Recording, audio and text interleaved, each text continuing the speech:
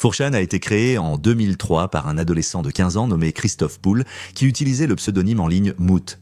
Cela a commencé comme un simple forum basé sur l'image où les utilisateurs pouvaient publier et discuter d'images liées à l'anime et au manga. Depuis lors, il est devenu une vaste communauté en ligne, avec des forums dédiés à une grande variété de sujets, allant des jeux vidéo et de la musique à la politique et à l'actualité. L'anonymat est l'une des caractéristiques clés de 4chan. Contrairement à d'autres réseaux sociaux, les utilisateurs peuvent participer aux discussions sans créer de compte ni fournir d'informations personnelles. Cela a fait de 4chan un terrain fertile pour des contenus controversés et souvent offensants, ainsi qu'un vivier de mèmes et de blagues internes sur Internet.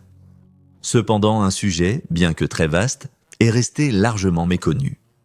Une secte utilise 4chan pour recruter des membres en personne. Il existe un fichier RAW de 5 Go rempli d'informations sur la secte qui a été partagé sur AnonFods. Et oui, j'ai déjà fait un reportage sur ce sujet il y a longtemps, mais la vidéo manquait vraiment de qualité et beaucoup de gens ne l'ont pas vue. Donc, ceci sera un remake. Je ne fais qu'effleurer la surface dans cette vidéo, mais je vais essayer de couvrir ce morceau oublié de l'histoire d'Internet du mieux possible. La secte en question s'appelle la secte de Saturne. De Saturne a eu quelques liens avec Worlds.com, même si le salon de discussion 3D n'a pas joué un rôle majeur pour cette secte réelle, du moins selon mes recherches. Dans la section suivante, je résumerai brièvement les points clés de Worlds.com liés à la secte de Saturne. Je veux simplement préciser rapidement que je mets aussi en ligne de nombreuses versions longues des vidéos de cette chaîne sur mon Patreon, ainsi que du contenu exclusif. Si cela vous intéresse, c'est 2 $ par mois avec 10% de réduction à l'année. Si vous appréciez le contenu, j'apprécierais vraiment un abonnement et allons-y. Je tiens à préciser que les histoires sur Nexialis ne sont pas réelles, mais elles ont des liens avec le culte de Saturne, un vrai culte avec une présence sur Internet, notamment sur 4chan. Un petit rappel sur Nexialis et le supposé culte chez Worlds.com. Il y avait un certain utilisateur sur Worlds.com qui cherchait des personnes assez actives afin de les recruter. Worlds.com offrait une grande liberté de création de salles. De son côté, Alice Nexialis a saisi l'occasion pour remplir une salle de symboles sataniques et d'images explicites. Il allait pousser cela encore plus loin, envoyant aux joueurs des fichiers audio de prétendus cris d'animaux brûlant vifs. Même si vous pouvez clairement voir sur ces captures d'écran à quoi cela devait ressembler, il y a à peine quelques salles de Nexialis dans Worlds.com, puisque tout cela n'était qu'un canular. Nexialis a probablement juste mis en scène des photos avec ses amis, et ne construisait pas vraiment une secte avec des utilisateurs aléatoires. Il a probablement même créé les premières fiches de discussion sur 4chan à propos des X-Files. Ensuite, il y avait un autre individu nommé Jimblay. Jimblay était un utilisateur actif avec des abonnés. Pour accéder à ces salons, une photo d'identité était requise. Les salons de Jimblay étaient remplis de photos d'utilisateurs, même des photos explicites. Des photos de Jimblay ornaient également les salons. Mais en ce qui concerne Jimblay, ce n'est pas une secte. Ça semble juste être une sorte de fétichisme étrange. Il n'y a rien de religieux là-dedans, ça ne remplit pas les critères d'une secte. On peut pratiquement résumer tout ce segment en disant que ni Nexialis ni Jimly n'avaient de secte à leur actif. Le premier est un troll, et le second semble être un groupe fétichiste étrange. Y a-t-il d'autres informations pertinentes sur Worlds.com? Y a-t-il quelque chose qui puisse vraiment être considéré comme une secte? Eh bien, j'ai réussi à mettre la main sur un fichier RAW de 5 Go sur anonfast.com rempli d'informations. Je n'avais pas vu autant de fiches d'archives, d'images et de fichiers audio sur un seul sujet depuis longtemps. C'est un terrier de lapin gigantesque et je suis prêt à tout explorer. Bienvenue dans le culte de Saturne.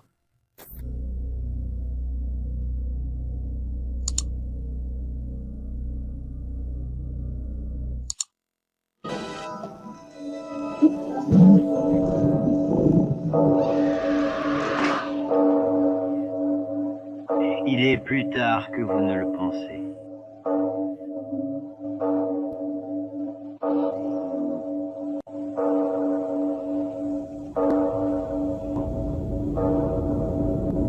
Éteignez vos lumières.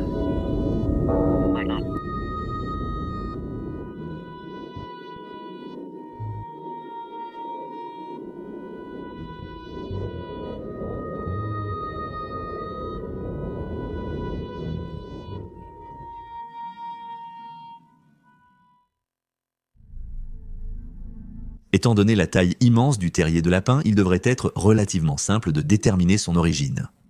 Plusieurs prétendent de connaître les origines de ce culte, mais selon mes informations, il n'a même pas débuté sur Internet.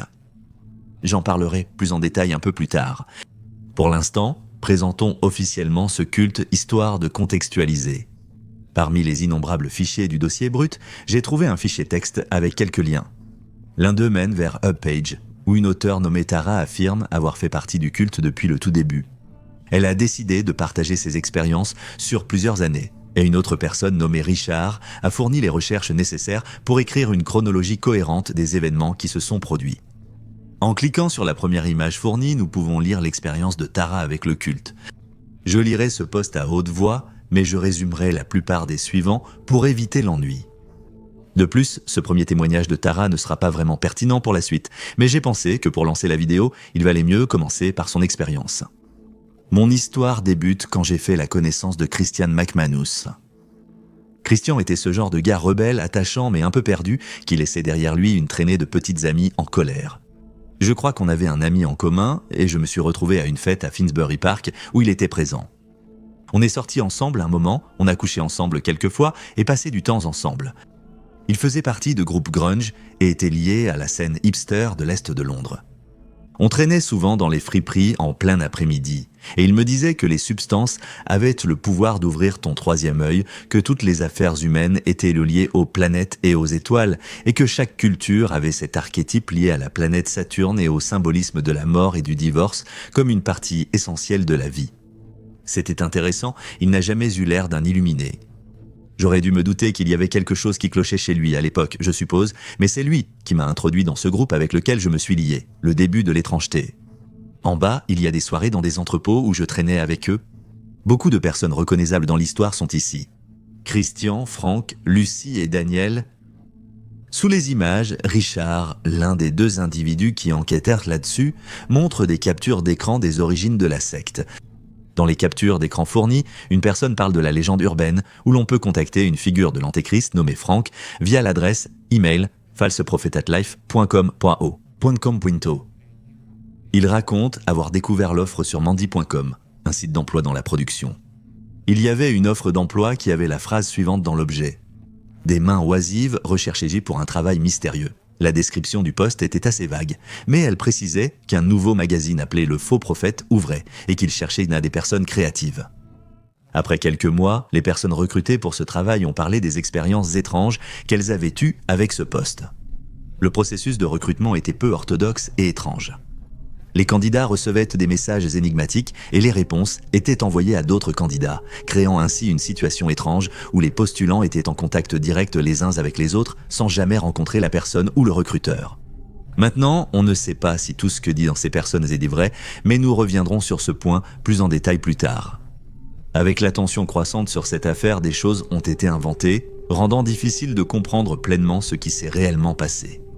L'auteur du fil raconte qu'un ami, membre d'une secte, a été forcé d'écrire une critique diffamatoire sur le travail d'un autre candidat. Puis, il a vécu la même expérience. Un candidat a diffamé son travail dans une critique.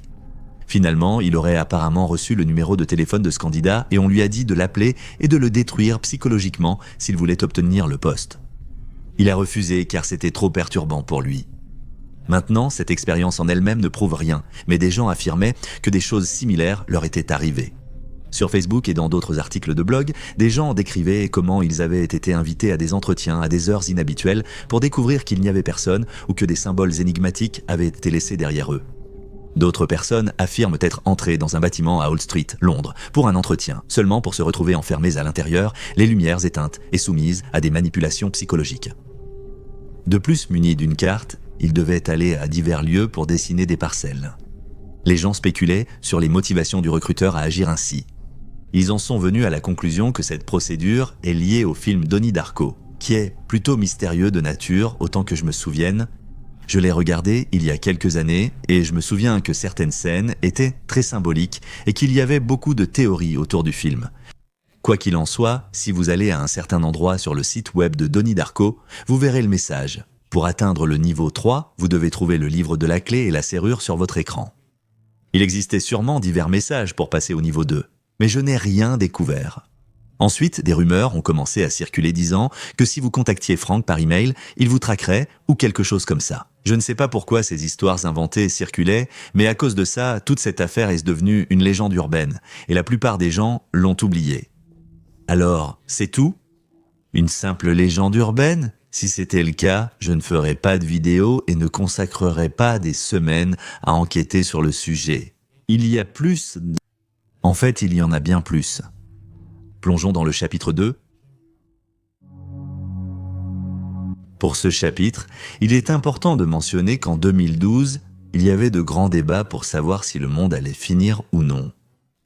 Cela était basé sur le calendrier Maya que vous devriez connaître. À cause de cela, les rumeurs et les théories du complot attiraient plus d'attention et d'engouement qu'auparavant. Je mentionne tout cela car cela expliquera peut-être certains points qui seront abordés par la suite. Le livre de la clé et de la serrure de Saturne est très difficile à trouver en ligne, même à l'époque. Des fils de discussion sur 4chan demandaient ce contenu, mais d'autres ne pouvaient pas le fournir. Malgré des recherches approfondies dans la plupart des bibliothèques londoniennes, le livre reste introuvable. Il y avait une page du livre qui circulait sur le web où certaines personnes affirmaient que cette page faisait partie du livre de Ki et du journal de Saturne. Il y avait une personne qui avait mis en ligne une photo de ce livre. On ne sait toujours pas si c'est vraiment le livre ou non. Les gens cherchent encore ce livre aujourd'hui sur des forums occultes et dans des bibliothèques en ligne. Une personne sur 4chan a détaillé le contenu du livre, mais son commentaire ne peut être confirmé car personne, ou presque, ne corrobore ses affirmations. Plus d'informations à ce sujet à la fin de ce chapitre. Dans le retard, il y a beaucoup de choses qui pourraient être liées au culte, mais il n'y a aucune preuve définitive que ce soit réellement le cas. Xfox est mentionné à plusieurs reprises, c'était un journal ouvert où les gens pouvaient partager leurs expériences de synchronicité.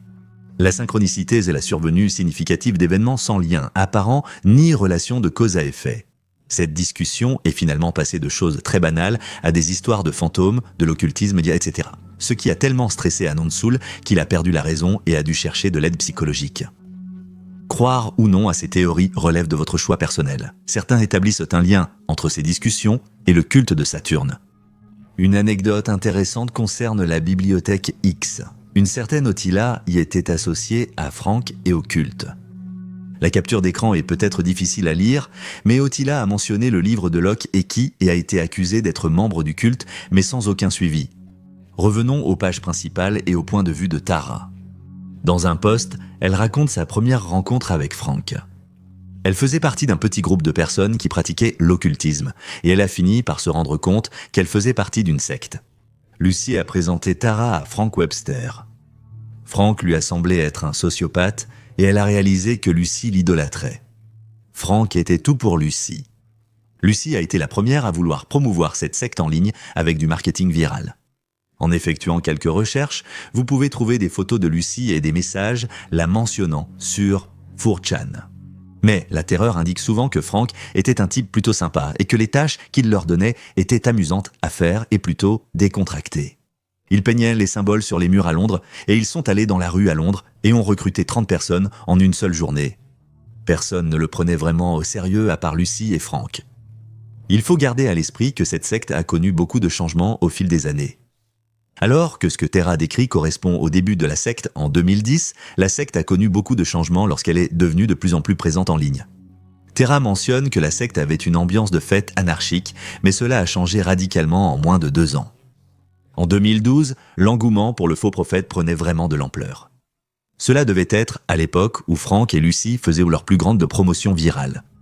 Plusieurs messages sur des forums en différentes langues mentionnaient les sites web. Pour pimenter les choses, il y avait un compte à rebours le 21 décembre 2012 partout dans le monde. Le compte à rebours était lié aux mains inactives. Ce compte à rebours a été une grande opportunité de recrutement pour la secte. En créant un battage médiatique avec le compte à rebours, des gens étaient finalement recrutés.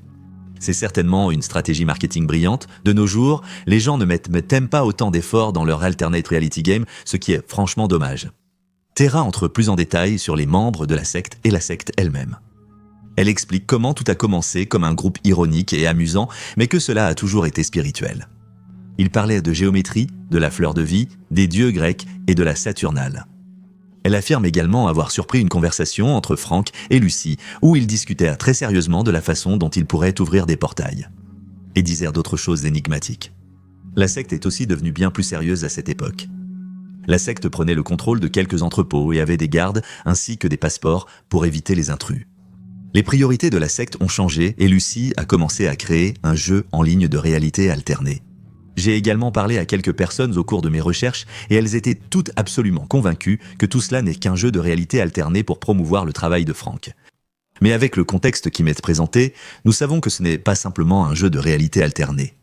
Un groupe transformé en secte a tenté de s'étendre en ligne en se faisant passer pour un jeu de réalité alternée. Voici maintenant un autre témoin clé de l'affaire. Il y avait un individu nommé Clay qui était actif à l'époque où toute cette affaire s'est déroulée comme un jeu de réalité alternée. Comme vous pouvez le voir sur les captures d'écran, il explique comment lui et d'autres personnes sur le forum X-Files ont découvert le travail à la dimension au début et comment Frank leur donnait des énigmes, des messages cryptiques et des instructions à suivre et à résoudre.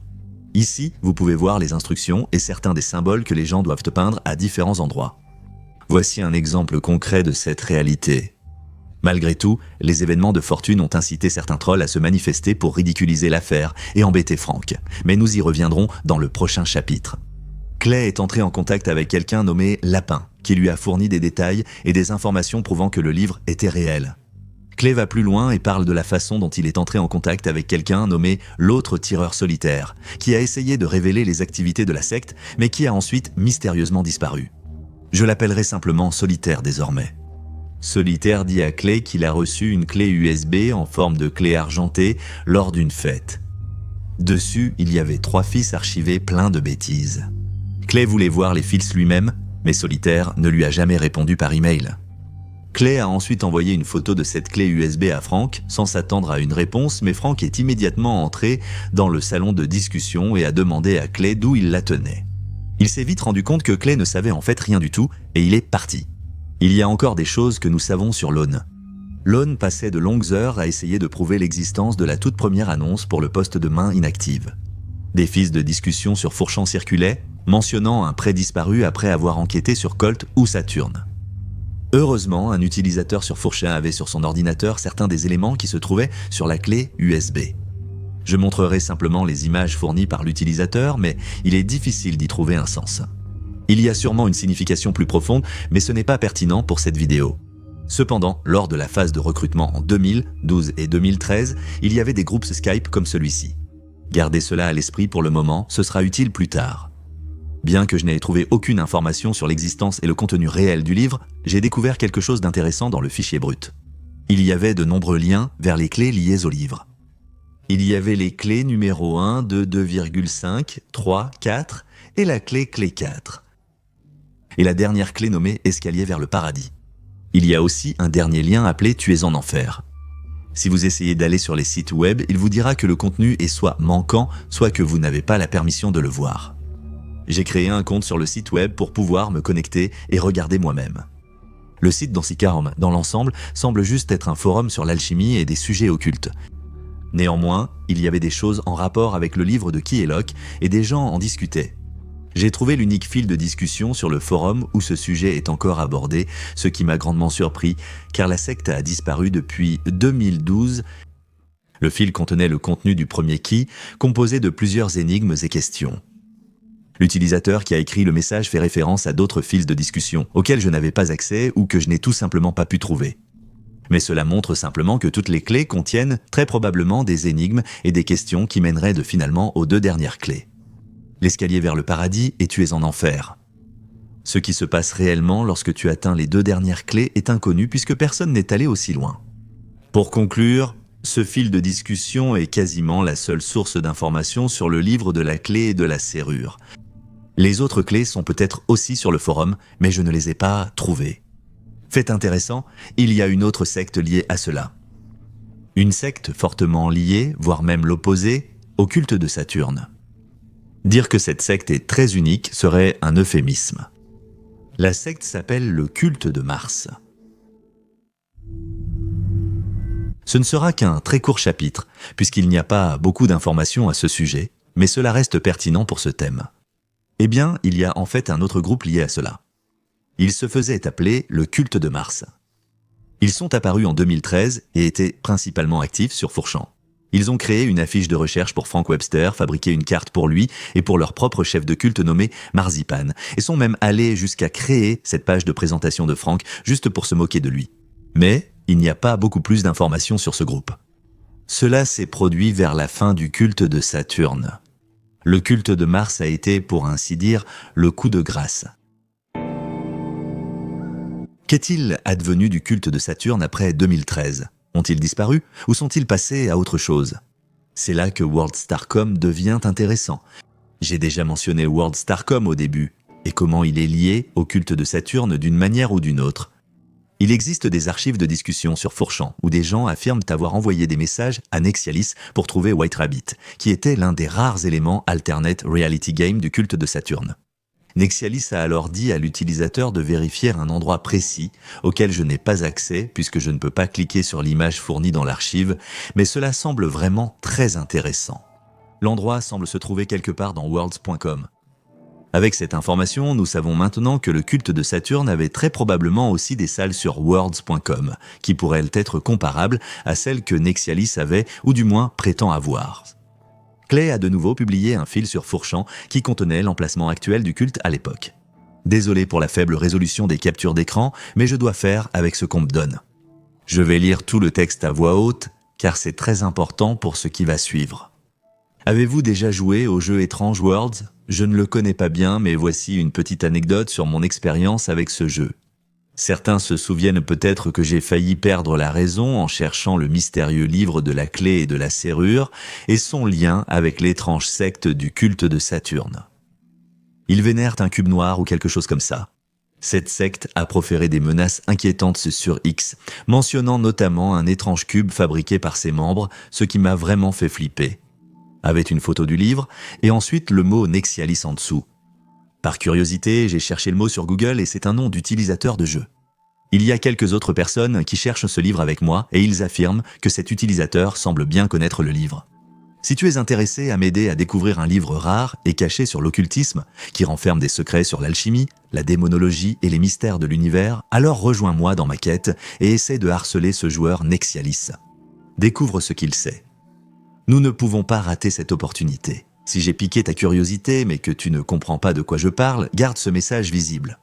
Je vais expliquer plus en détail le livre, les difficultés rencontrées pour le trouver et tout ce que j'en sais.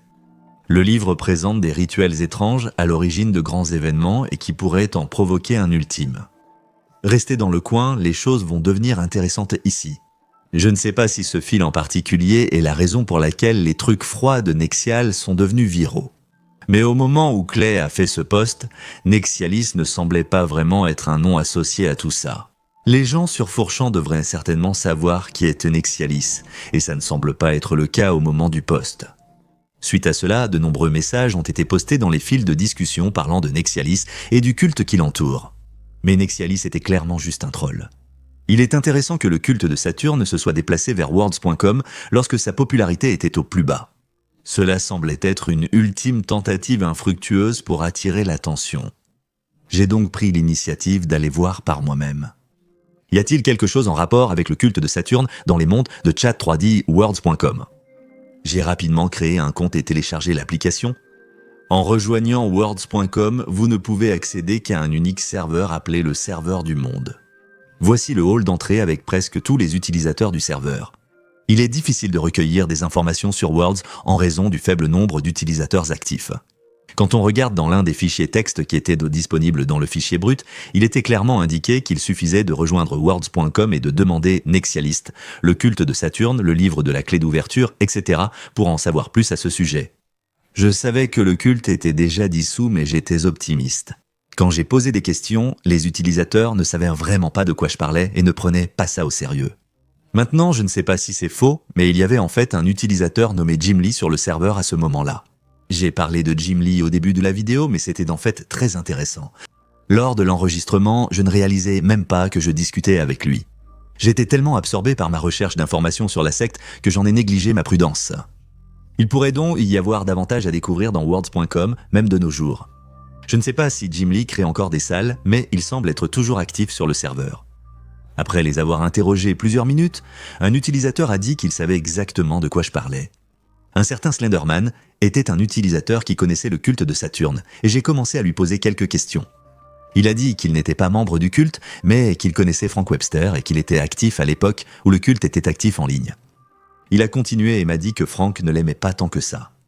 Nous avons discuté du livre de la clé et du verrou de Saturne. J'ai tenté de lui rafraîchir la mémoire avec des exemples et des informations supplémentaires, mais il en savait moins que ce que j'espérais. Pendant notre discussion, Timina, qui connaissait la secte et avait déjà parlé à Frank, a rejoint la conversation. Timina a mentionné qu'elle était membre actif du culte de Saturne durant son apogée vers 2011. Timina ne fait que répéter ce qui était déjà connu à l'époque. Frank utilise l'histoire du culte comme un alternate reality game pour promouvoir son magazine, auquel les membres soumettaient des œuvres d'art et des écrits. Bien qu'elle ne connaisse pas tous les détails, j'ai persisté dans mes interrogations. Peut-être détenait-elle une information jusqu'alors inconnue. Slondra et Temina ont discuté du déroulement de l'échange avec la secte sur Skype. Les conversations étaient décontractées, mais ils disent que Frank était un type avec qui il était mal à l'aise de parler. Temina l'a même traité de schizo, mais de gars correct, et Slondra se disputait souvent avec lui. Ils ont partagé des anecdotes sur la secte et Frank, les rendant plus crédibles. Cependant, je ne pouvais pas confirmer avec certitude leur appartenance à la secte et ils n'ont pas fourni d'anciens historiques de discussion. Temina et Slondra ont souligné que le livre de Frank était une pure invention servant uniquement le récit.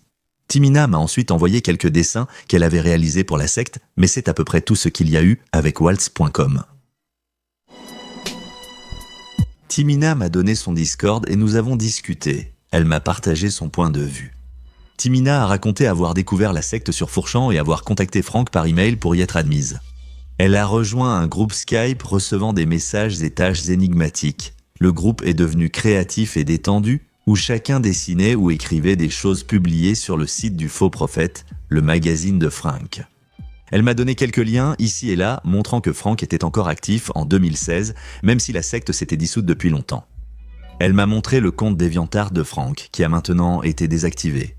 J'ai aussi trouvé la chaîne YouTube de Frank, qui est liée à son compte DeviantArt. Tamino m'a fourni d'autres liens et publié de nombreux journaux de déchargement pour démontrer que le culte de Saturne n'était que ça. Mais nous avons déjà établi dans cette vidéo que le culte de Saturne est bien plus qu'un simple groupe de dessin et d'écriture avant qu'il ne devienne un alternate reality game. Nous avons discuté du fait que Frank a peut-être dissous le culte parce qu'il ne savait pas comment gérer une audience plus large, ce qui est logique. Elle a aussi détaillé ses expériences, expliquant comment ils recevaient des bagues pour leur participation au groupe. Il y avait une liste qui disait ce qui suit. Tâches, qui donnent automatiquement droit à un bonus de bagues, produire du contenu.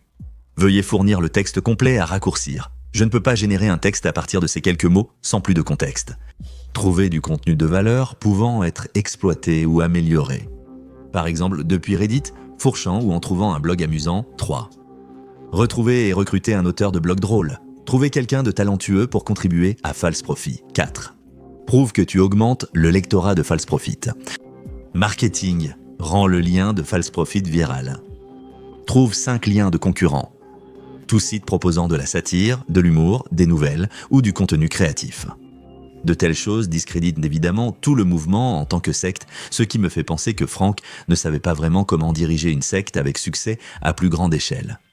Tamina et Slenderman ont offert une perspective différente sur l'ensemble du sujet. Nous avons eu le point de vue des personnes qui sont tombées sur cette secte alors qu'elle semblait n'être qu'un alternate reality game et cela diffère grandement du récit de Terra et de Rich. Ces informations que j'ai recueillies grâce à mes recherches et à des entretiens avec d'anciens membres de la secte nous aident à comprendre comment Frank fonctionnait et agissait en tant que chef de secte et nous permettent nous aussi de voir ce sujet dans un cadre plus large. Malgré les nombreux sujets abordés, il reste encore énormément à explorer et à découvrir. Je n'ai pas les réponses dédiées à beaucoup de questions, mais ce que j'ai retenu de tout cela, c'est qu'il y avait une secte occulte entre 2010 et 2012 qui a commencé comme un groupe de personnes qui traînaient ensemble et qui s'est transformé en une véritable secte, utilisant Internet et le concept des alternate reality games pour gagner en popularité et recruter plus de membres. Le plan s'est retourné contre eux, car de nombreux utilisateurs de Fourchan ont ridiculisé et trollé Frank et sa secte, menant à la chute de cette dernière. Je ne peux pas confirmer si les choses affirmées par les membres de la secte sont vraies ou non, puisqu'il n'y a aucune preuve réelle à part leurs propres expériences, mais elles semblent authentiques. Le livre de la clé et de la serrure de Saturne n'a probablement jamais existé, malgré les affirmations de nombreux utilisateurs de fortune disant l'avoir possédé ou vu. Le culte de Saturne est un pan méconnu de l'histoire d'Internet, bien qu'il constitue probablement le plus grand terrier de l'API en ligne à ce jour.